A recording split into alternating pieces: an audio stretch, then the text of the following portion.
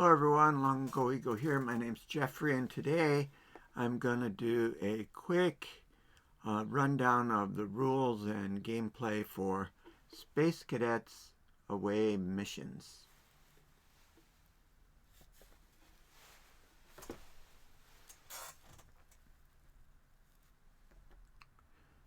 Now, the game is played with Rocketeers. Now on Sunday we're going to be playing with 4 Rocketeers, so that'll be our reference here. Now, the turn order is on the fly. You get to decide after you choose the first player. He does his actions and you can decide the second player and so on. Now, the first thing you must do at the beginning of your turn is turn over a tile.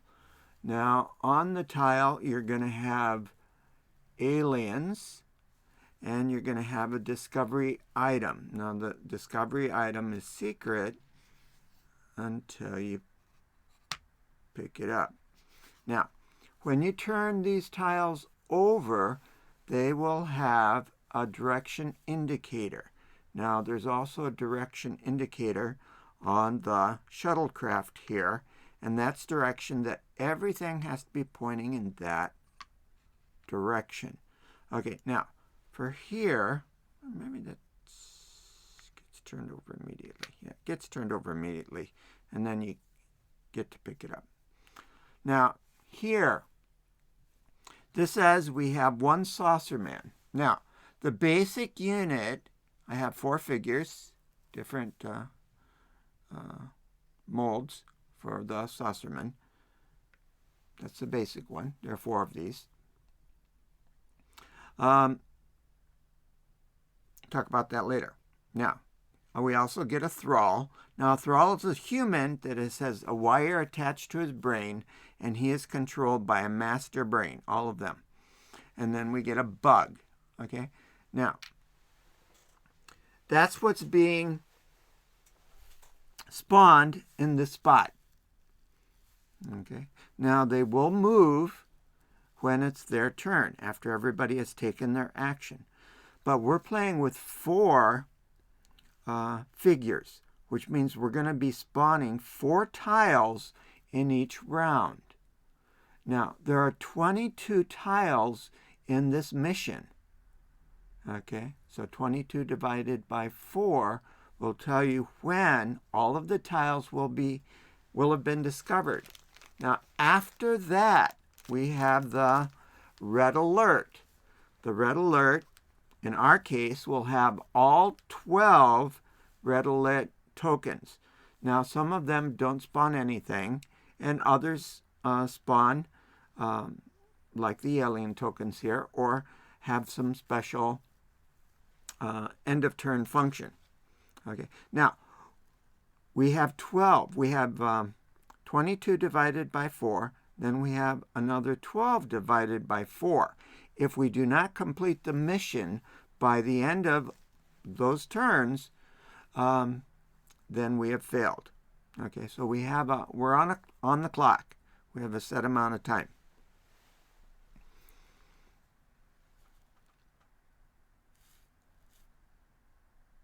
Okay. Then each player would get their actions. So we're going to go over to this camera. Now, this is the character sheet for Dr. Hugo Garcia. Okay. Now, each player has a certain number of actions. Basically, it's 3 actions. Now, these are normal actions. You can do any kind of thing. Now, this is a non-combat action because he's a doctor. Now, some characters will have a combat action, and they can only do a combat with that. Now, the captain is also able to give characters an extra action, and that's what that is. Now, if you get that, and then he would give it to you, and it would stay there until it got used. It doesn't have to be used immediately or in this round or in this turn. it can stay there. When it does get used, then it goes back to the captain. Okay. Now, you take an action and you move it over, it's completed. Okay, so when all your actions have been used up, that's the end of your turn. Now, this is the spot for the turn order. Okay, so it's placed here. After you've decided what to scan, you move it over there. That shows that scanning has been completed. It's very easy to overlook scanning a tile in the heat of the moment. Now over here are listed all the various actions you can take. Now these actions take an action point. These actions down here are free. Some of the ones you can take are use a weapon to make an attack, or move, or open a hatch. Now let's go back to this one. Now you notice these symbols here. These are hatches. They are closed. Here we have no hatch, so we can move freely in and out. Here we have a hatch. We have to use an action to open that hatch. Now we wouldn't want to open this one because we don't know what's there yet. Okay, but when we go to open it, we would use that. However, that open hatch closes after all of our characters have taken their turns for that round. Okay, so it's just temporary. Then you would have to open it again. Oops, go back to this camera. Okay, so other ones are heal. Now, anybody can heal themselves. Okay, then there's an analyze items. There are some items down here that have to be analyzed before you can use them.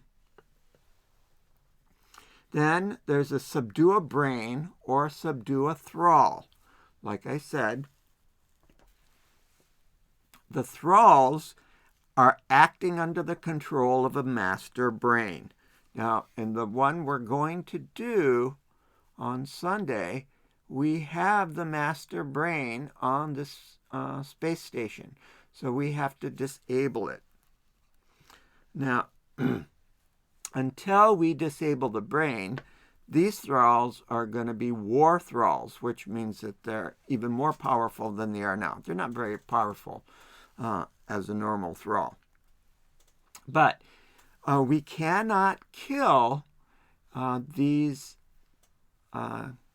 aliens, the thralls, because they're humans. They're just controlled by the aliens. We have to pull the wire out of their brain. Okay, let's talk about combat.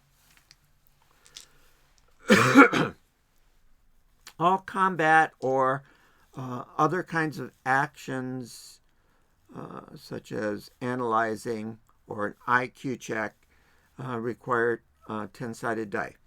Now, they hit on 1s, 2s, and 3s. The other things are irrelevant. Now, when you attack with dice, you are only targeting one alien. Now, if you get more than one hit, you're only killing the one alien. The other ones are called overkills.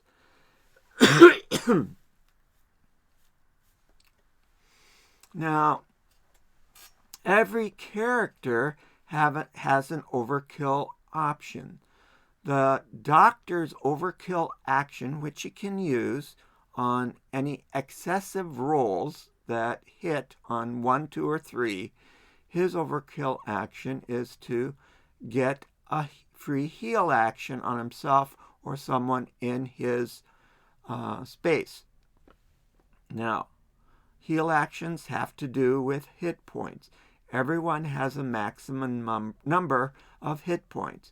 The doctor's is 5. He can never have more than 5. So this would be useless to him for himself if he already had the 5. Now, one more thing down here, the oxygen. These are basically extra action points. You start out with a certain number depending on the number of characters in the scenario that you're using. Okay. Now, these overkill actions. Your characters have one kind of overkill option. The weapon you use have another kind of overkill option. Okay, now, here we have 2 different weapons. We have a large weapon. Well, we have 2 large weapons. Now, you may carry 4 items. You pick 4 items at the beginning of the game. 2 of them may be large. If you're playing the doctor, you want to use his special Medipack, which gives him a range of 1 when he uses his sawbones. Okay.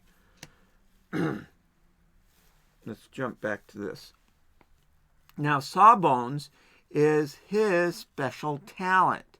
Now, he may use freely as one of his actions, especially like his non-combat action, the special talent. This is true for anyone. Now, that is Sawbones' action. His overkill thing is also a Sawbones' actions. So if he's attacking and he can use it here, he wouldn't have to use it here. Okay.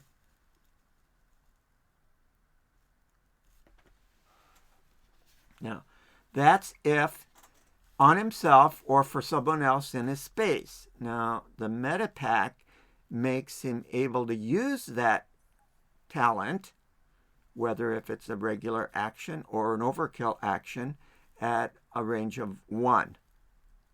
And it needs to be in line of sight. Okay, let's look at the weapons. The red indicates in your own space.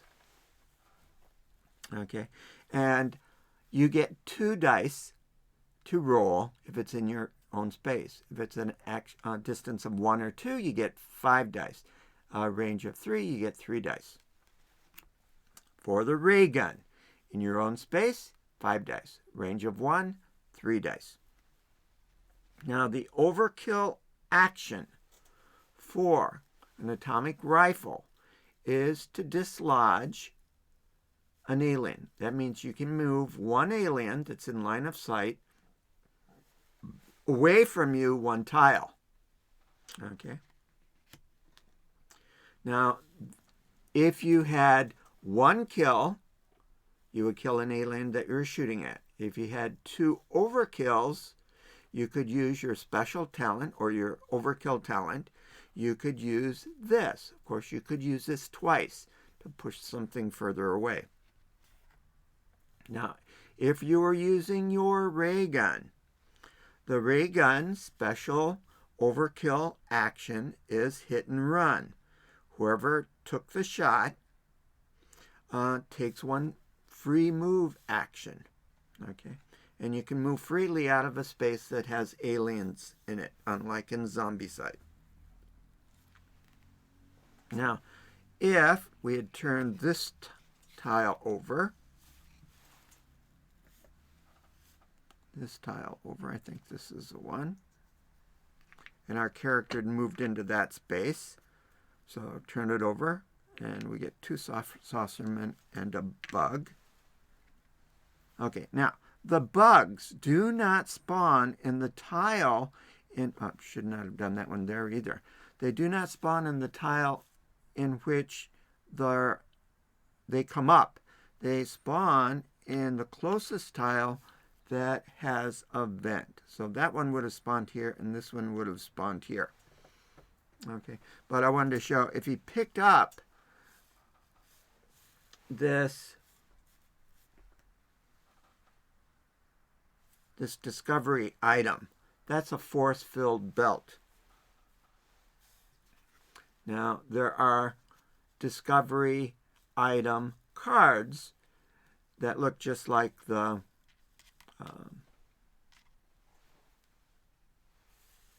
what's it called?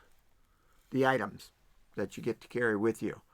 Okay, so if you picked up this thing, then you would get the card. Now, this card can be used to cancel one hit. Okay, and this item may be used multiple times per turn. Now, that seems really good until you realize that this number up here indicates that it has 3 charges. And so you may only use it 3 times total. Now, you may use all 3 in the same turn, but you can only use it once or 3 times. And I believe that has you have to roll IQ dice in order to be able to use that effectively. So you're not able to figure it out until you do that. Okay. Let's go back over here. Okay. So you can subdue a brain or a thrall.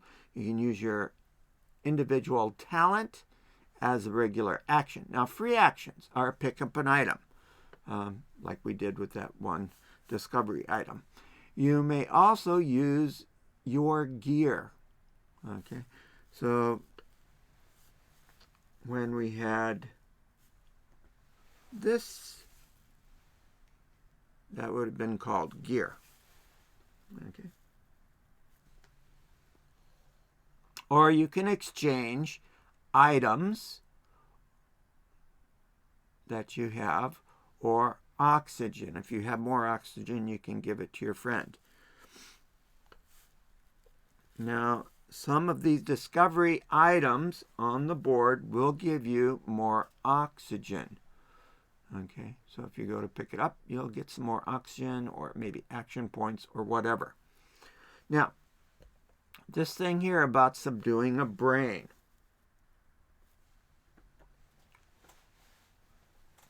We have lots of different aliens. We have 7 different aliens.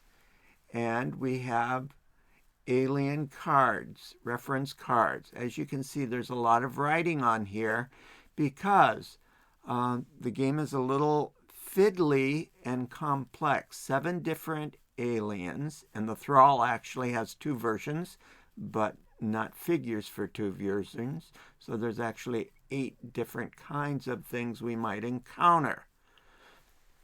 Now, the thing with the brain in a jar is that it inflicts mind control on all Rocketeers in its range. It has a range of 2. And it automatically steals one of your action points at the end of your turn. When it's the alien's turn, he's the first to activate, and he would steal one of everybody's action points. It sits there. Then when it's your turn and you use those actions, then it would go back. You don't get to use it. It just goes back there. So when you reload, everything comes over. Okay, but brain in a jar, it moves one of your action points to this space. So you're going to be -1. Everybody within a range of 2 is going to be affected automatically. Doesn't have to do anything.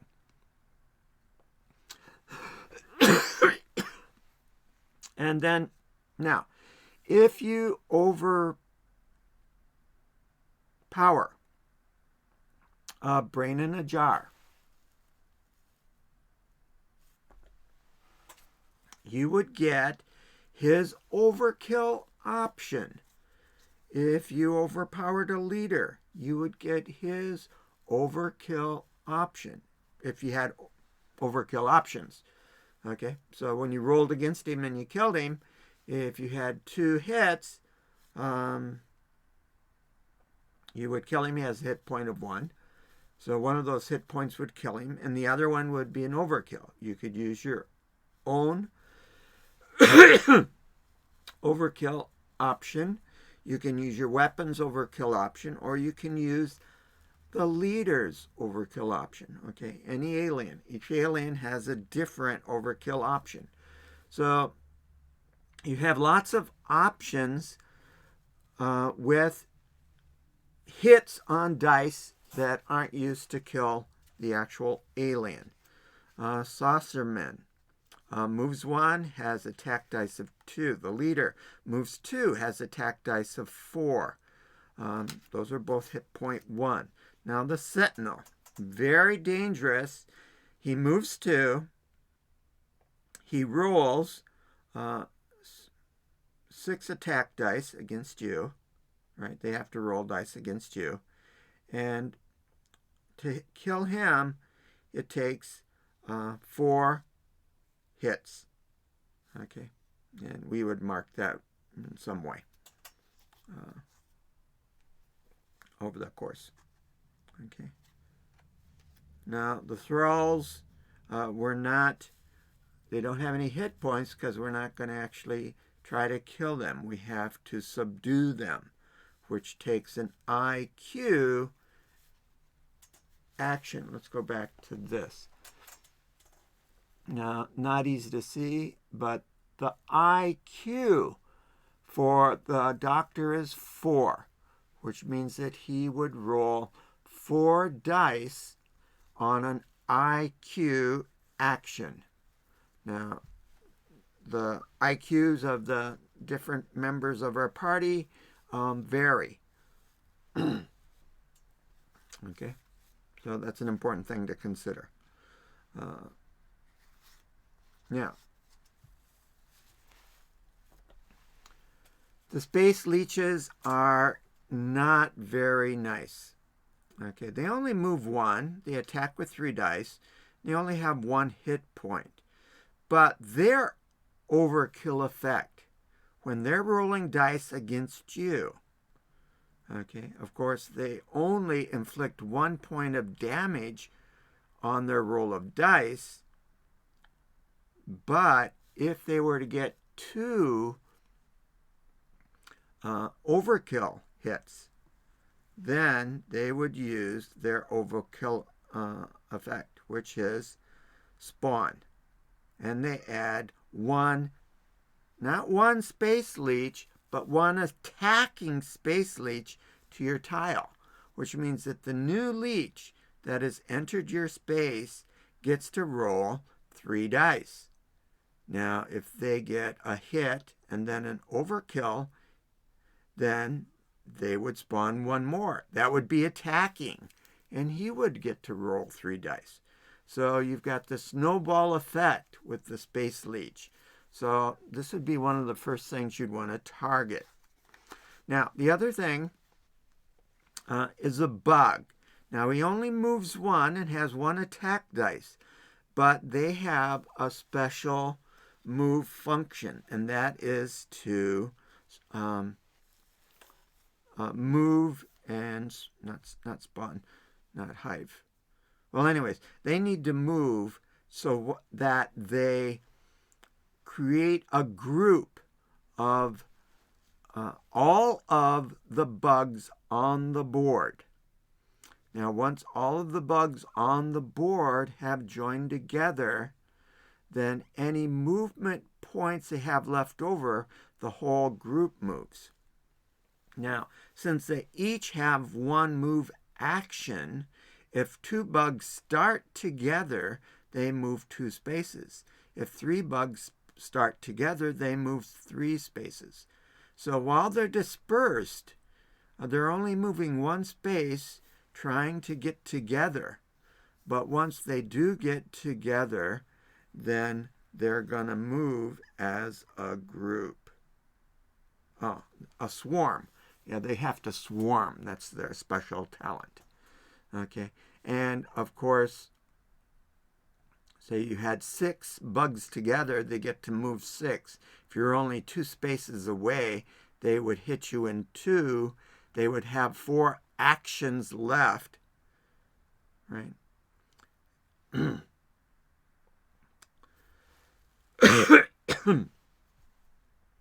And then those actions would be attacks, right? So a move is also an attack. So if they don't have to move, that move number is an attack upon you. What else do we have to talk about? Okay. If we do subdue a thrall,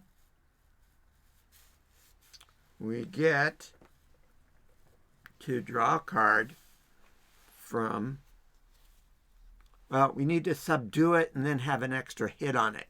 If we subdue it with only one hit on our dice roll, we don't actually rescue it. We have to have an extra overkill to rescue it. But if we do rescue it, then since it is a human, it is one of our citizens, we've rescued here the bus driver. Now he's full of hot air, so he gives you an extra 2 oxygen, that what you would put into your oxygen space.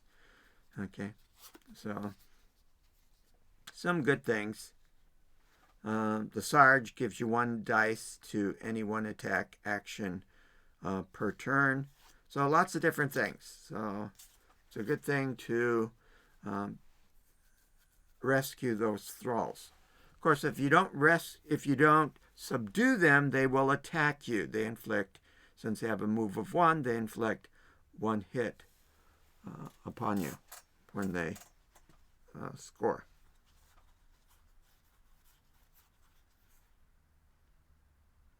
And they have a normal one has attack dice of 1. The War Thrall has an attack dice of 3.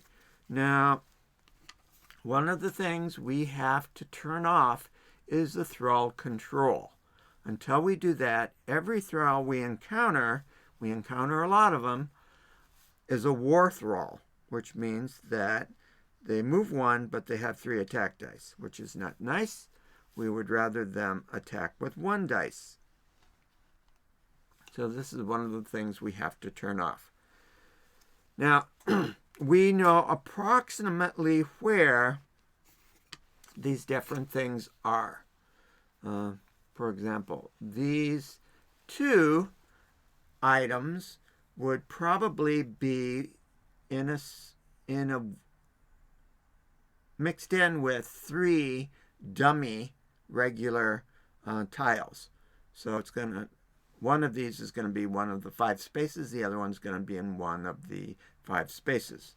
And I believe it's the same for the other 2 things that we're going to have to move up.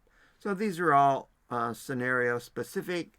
Sometimes it might be 1 elevator in one of 3 spots. I think for this scenario, it's 2 items within 5 different spots. So we know in general where it might be found, but not specifically. Okay. Now, I think that's all I'm going to talk about today. Thanks very much for joining us.